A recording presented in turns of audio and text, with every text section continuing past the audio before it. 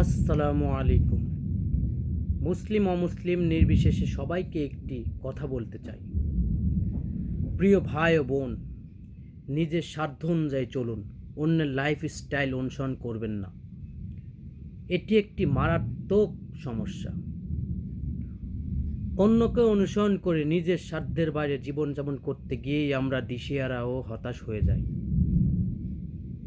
অন্যের সম্পদের দিকে তাকিয়ে থেকে আমরা বেশিরভাগ সময় ব্যয় করি। নিজের যা আছে তা নিয়ে সন্তুষ্ট থাকেন। কেন সন্তুষ্টি থাকি না? ফেসবুকের কথাই চিন্তা করুন।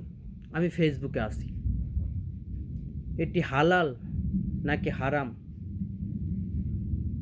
সে প্রশ্নে যাচ্ছি না, কিন্তু ফেসবুকের কনসেপ্ট আমাকে হতবাক করে দেয়।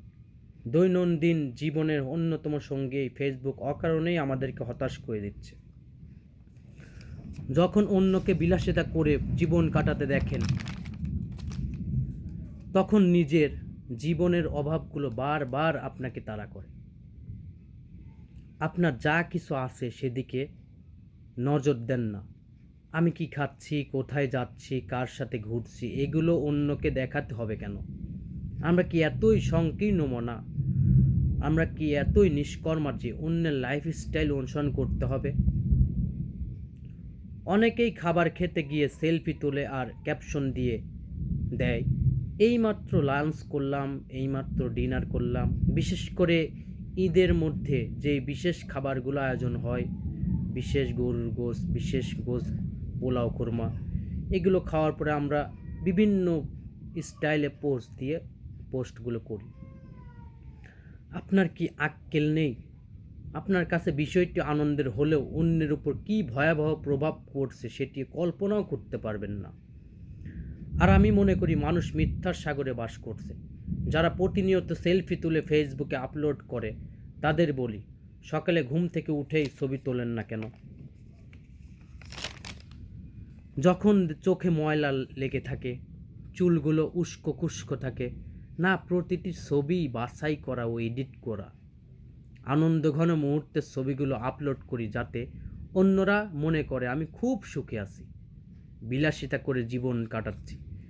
কিন্তু বাস্তবে আপনি সুখী নন। আপনিও অন্যদের মতো সাদামাটা। আর যদি সুখী হয়েও থাকেন তবুও মানুষকে এগুলো দেখাবেন না, কারণ তখন অন্যরা আপনার মতো হতে চাইবে। তারা চাইবে আল্লাহ তাআলা যেন আপনার সুখ কেড়ে নিয়ে তাদেরকে সুখী করেন। বিবাহিতরাও এই সমস্যায় ভুগছে, কারণ আমরা অন্যের লাইফস্টাইল ফলো করতে চাই। আল্লাহ যদি প্রতি সপ্তাহে আমাকে 5,000 টাকা ইনকাম দেন, তাহলে ওই লোককে অনুসরণ করুন যার মাসিক আয় 5 থেকে 10,000 টাকা। অথচ আমি 30,000 থেকে 40,000 টাকা আয় করা ব্যক্তিকে অনুসরণ করতে চাই। যে জিনিস আল্লাহ আপনাকে দেননি সে ব্যাপারে কোনো প্রশ্ন করবেন না। কেন নিজের জীবনকে নিজেই কঠিন করছেন? সারা দিন এদিক ওদিক তাকিয়ে অন্য নারীদের দেখছেন, তাদের রূপের প্রশংসা করছেন, আর দিন শেষে বলেন স্ত্রীকে ভালো লাগে না। আহ, অন্য নারীর দিকে যতক্ষণ তাকিয়ে থাকেন তার 10% সময় যদি নিজের স্ত্রীকে দেখলে হয়তো আপনি খুশি থাকবেন।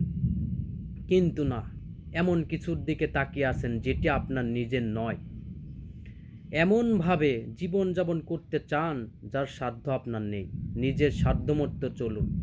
সারাদিন ফেসবুক, ইউটিউব, ইনস্টাগ্রাম, হোয়াটসঅ্যাপ, বিভিন্ন সোশ্যাল প্ল্যাটফর্মে পড়ে থাকবেন না। কেন পড়ে থাকেন? আপনার কি কোনো কাজ নেই? আপনি কি নিষ্কর্মা?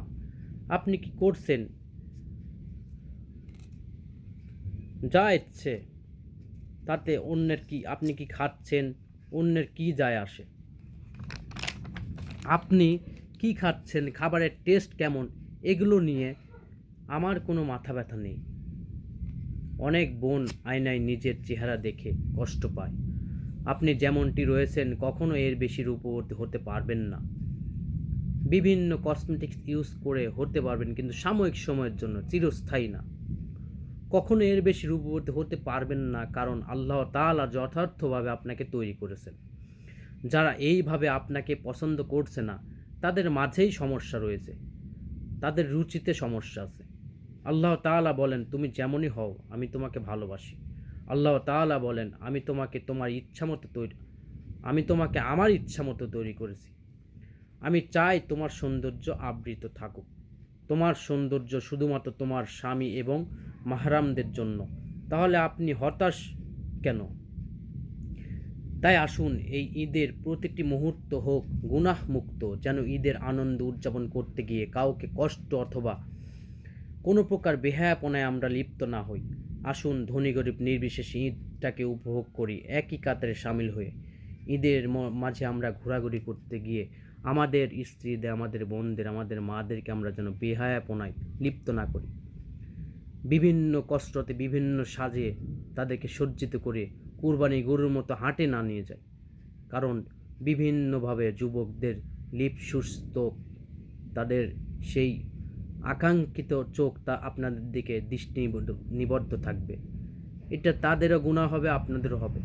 তার জন্য কোনো নারী যদি বেহায়াপনায় বিভিন্নভাবে বেপরদায় চলাফেরা করে, তাহলে 4 জন পুরুষকে এর দায় নিতে হবে। 4 জনের মধ্যে যার অধীনে সে থাকবে তাকেই দায় বহন করতে হবে। প্রথমত তার পিতা, দ্বিতীয়ত তার স্বামী, তৃতীয়ত তার বড় ভাই, চতুর্থত তার বড় সন্তান। তাই আসুন আমরা মায়া ছড়িয়ে দেই নিজেদেরকে ইসলামী কালচার অনুযায়ী। সবাই ভালো থাকবেন। সবাইকে অগ্রিম ঈদের শুভেচ্ছা। ঈদ মুবারক। আসসালামু আলাইকুম রহমতুল্লাহ।